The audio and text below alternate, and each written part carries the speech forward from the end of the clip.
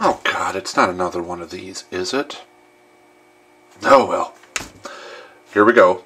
In 3, 2, and 1.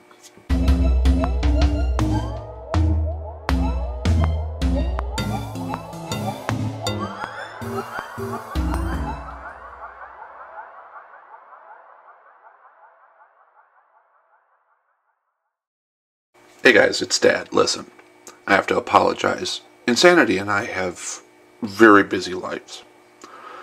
And sometimes we can't film because we have to work, or it's somebody's birthday, or somebody's sick, or, just life gets in the way. That's why we have filler episodes like this every once in a while. And I was going to make you guys watch another 3D printing episode, but, you guys don't seem to recognize pure sarcasm and satire. So instead, I thought I would do another one of these plastic tat videos. As you can see in the background, there's my Switch. It's got my handy dandy new and improved flatter 3D printed with the Flex seal. Makes it a little bit more portable than these.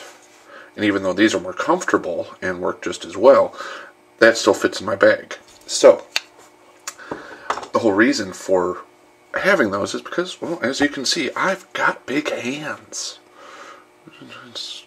We'll just leave it at that. So, the question happens to be, how do we solve this problem? I mean, there's this thing, Nintendo included with the Switch. It's a thing. Of course, there's the 3D printed solution. Those are great too for when you're on the go.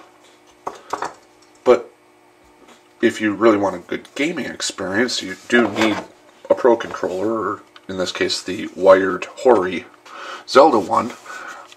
Very nice, very good. Doesn't really fit in a bag though, if you didn't want to play in handheld mode, or if you wanted to do tabletop. There are more 3D printing options. There's this. If you take the controllers, you can just slide those in place. It's a lot like the Joy-Con grip that comes with it, except in this case, you actually have cartridge slots. So, there's that. I do actually really like this, and it's a great game case and gives you that option, but it's not terribly ergonomic, but it still has that same problem where the buttons aren't aligned properly.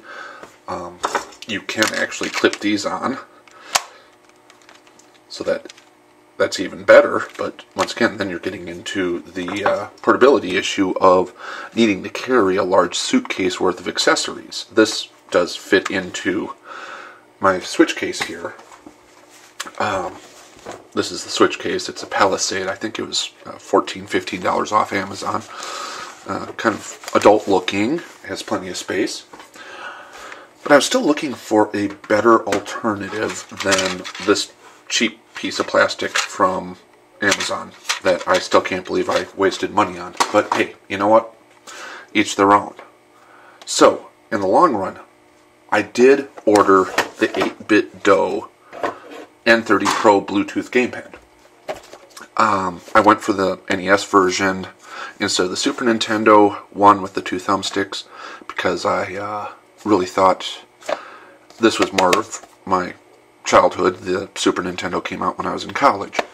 So I just thought what I'd do is I'd open it up, let you see what it looks like. They do a nice job with the packing here. Top view, side view, or bottom view there. That's the top view there, showing you kind of what the controller does look like.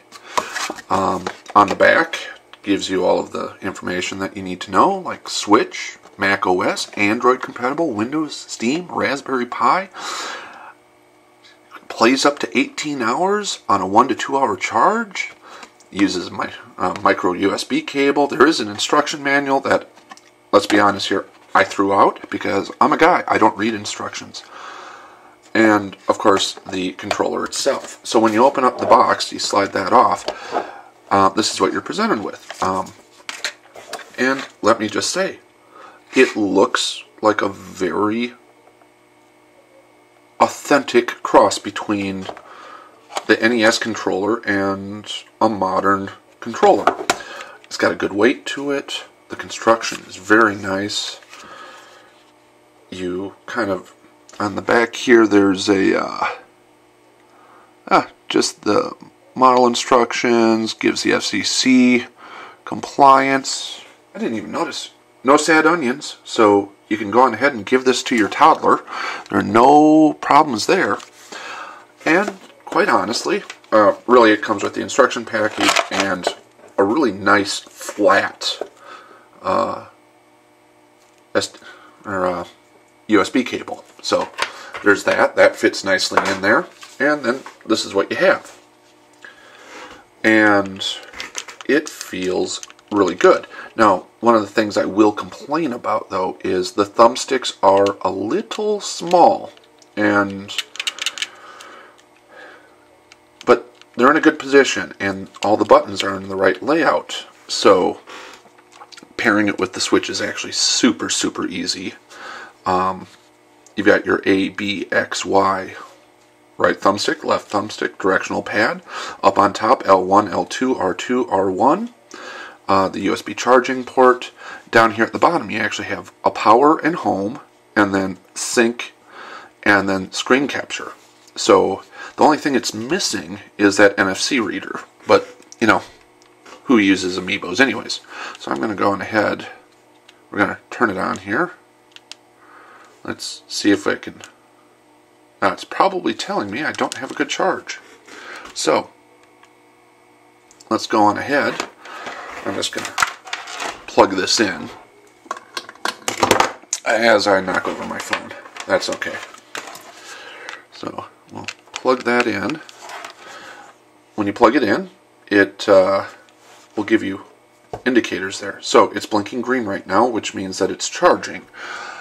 When that blinking stops, it means that it's all charged up, ready to go. So, if I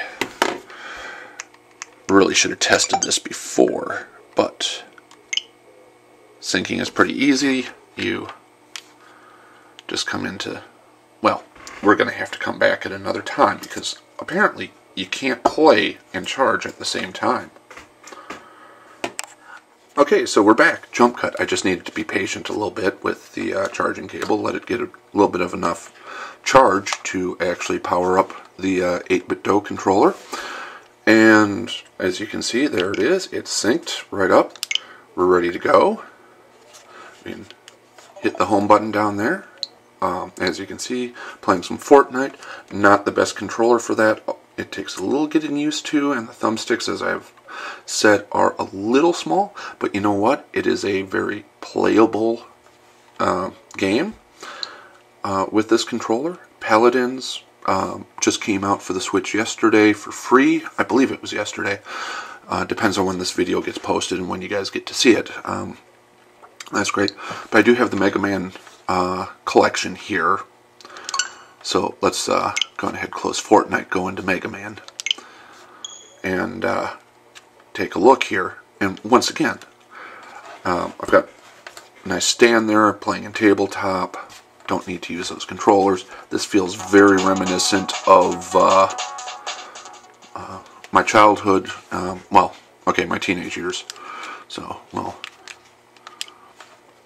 get that going, fire that up. Of course, I'm using the latter Mega Man games. They are I'm not as familiar with them, but let's go Mega Man 9. By the way, this is a great collection. I do hate the fact that Capcom kind of cheaped out, put the second collection digital download only, but you know, it is what it is. So, as you can see, if I go Plug Man, I can sit here and play and have a fairly good, comfortable grip on the controller. My Switch is there. I'm not struggling because, I mean, one of the problems that these add-ons have is that every once in a while, even though they're pretty secure, they do from time to time get loose and come off. And boy, let me tell you, when you're playing a game of Fortnite and all of a sudden you've got a couple of hunks of plastic in your hand and you're no longer able to, oh god, that's gonna be death. Okay. But when these do pop off, it's never at the opportune moment. This is, once again, a little bit better. You can very easily just, this controller is solid. It feels good in your hands. The rounded edges are a little bit of an improvement over the NES's squareness. The buttons are very responsive, a little clicky. God, those familiar with the Gaming with Dad show know for a fact Insanity is the one that actually can play video games. Even though I've been playing them my entire life, these are not these pixel perfect jumpers, platformers, and shooters are not my forte. But I do love them anyways. So, what are my thoughts about the 8bitDo controller? I maybe would have. I've heard that the one that's based on the Super Nintendo is a little more comfortable to hold, a little bit more conveniently placed. The R1, R2 buttons are actually up on top of each other, more like a modern controller. And let's hit home there. But yeah, it's really nice. It's really comfortable. It feels good. Once again, takes a little getting used to in the more competitive shooters like Fortnite, Paladins. But as you can see, I mean, pop into Pocket Rumble, which is another great game. I have plans on putting together games that didn't make the Gaming with Dad show cut, which is basically Insanity, and I couldn't riff on them nearly enough to make a full episode out of them. Pocket Rumble is kind of one of them, but it is a great 8-bit style fighting game. Pretty simplistic. Once again, I suck at it.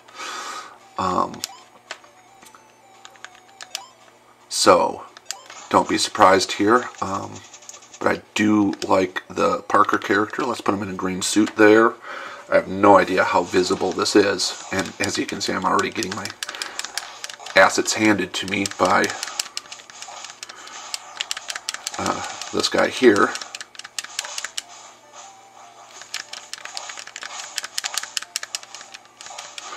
And once again, this is really kind of where the 8bitDo shines, is just that ability to play this style game on a controller that is kind of a tribute to those early days of the NES.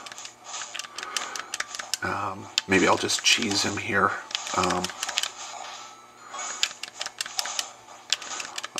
There we go. I love the fact he pulls out of smoke and lights up. That would have been me in college. Right down to the tie and the bad suit. It's maybe not so much the fighting in the classroom with the aliens in the background on the chalkboard, but you know, I love this game. And of course I can't play when I'm trying to talk, so that's the other problem. That's why Insanity usually ends up playing on the Gaming with Dad show, is because I have a hard time talking and playing at the same time.